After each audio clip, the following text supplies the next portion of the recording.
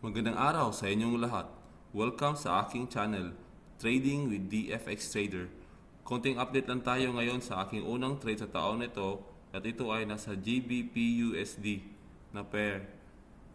Yung trade nito ay binuksan noong, kailan ba ito? Tingnan natin. January 2, 2025 at ngayon ay kahapon umabot na pala siya ng kanyang 1% na gain. Kaya lang hindi ko kasi ito nilagyan ng target profit kasi manual close kasi ako dito eh. So antay mo na lang tayo kung lalagpas ito sa ating 1% gain. So yun lang mga ka-forex trader.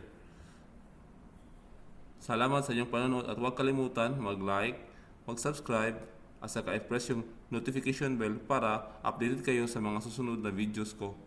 Loobin nawa. Maraming salamat.